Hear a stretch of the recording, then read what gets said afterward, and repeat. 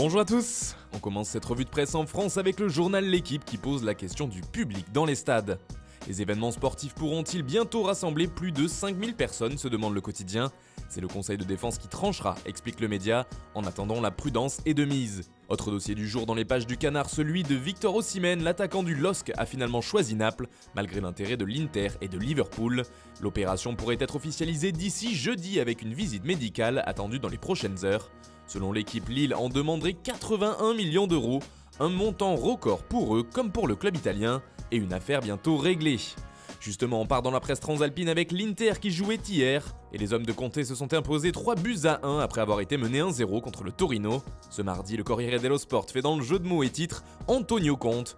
L'Inter a assommé son adversaire, explique le quotidien italien, et s'accroche à la Lazio pour la deuxième place. En effet, les deux équipes sont à égalité de points après 32 journées. Du côté de la Gazzetta dello Sport, c'est plutôt l'attaquant du club lombard qui est mis en avant. Lautaro sert la deuxième place, placarde le journal sur sa une, Martinez ayant inscrit le troisième et dernier but de la rencontre. Enfin, pour Tuttosport, il y avait péno pour le Taureau. Autre information, la Juventus est proche d'un accord avec Paulo Dybala concernant une prolongation. Le joueur serait alors lié à la vieille dame jusqu'en 2025 et toucherait environ 10 millions d'euros par an. Il deviendrait également le premier ambassadeur du club. En Angleterre, c'est Manchester United qui jouait hier. Et les places qualificatives pour la Ligue des Champions étaient également en jeu. Les Red Devils ont longtemps mené 2-1 contre Southampton et jusque dans les dernières secondes de la rencontre pensaient avoir fait le plus dur pour emporter le match.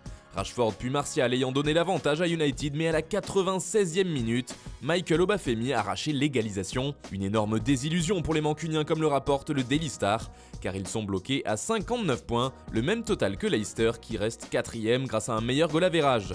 Ce but décisif de Bafemi fait aussi les gros titres du journal Metro, qui a vu un joueur faire la différence dans le Fergie Time, et ce n'était pas un Red Devil.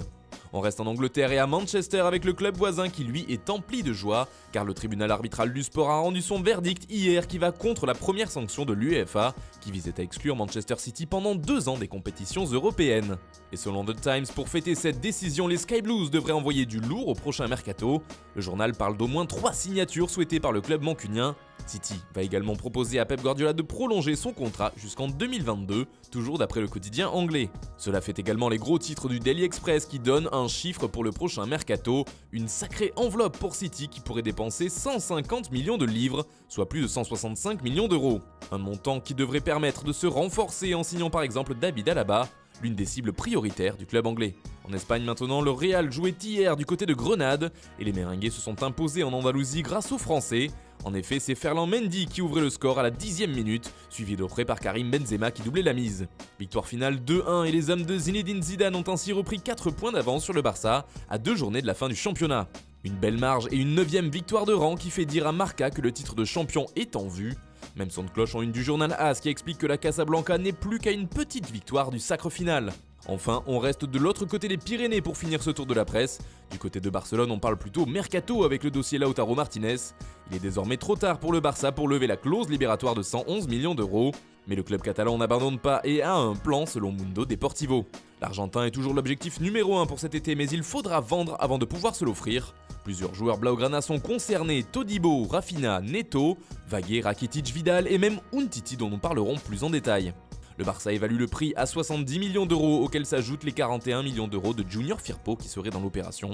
Le quotidien explique que l'Inter est d'accord avec ce prix et une telle transaction. De son côté, le journal Sport parle aussi du marché des transferts barcelonais, mais cela concerne Samuel Umtiti. Le Barça veut le pousser vers la sortie dès cet été, affirme le média ibérique, dans le but d'acheter un autre défenseur central qui renforcera l'équipe. Les Blaugrana sont même prêts à attendre une année de plus si la transaction ne peut se faire tout de suite en prêtant Umtiti une saison. Plusieurs équipes sont d'ores et déjà intéressées selon Sport, en particulier en Italie, avec le Napoli, la Lazio, la Roma et le Torino. Voilà, c'est tout pour ce matin, bonne journée à tous, on se retrouve dès demain pour une nouvelle revue de presse sur Foot Mercato.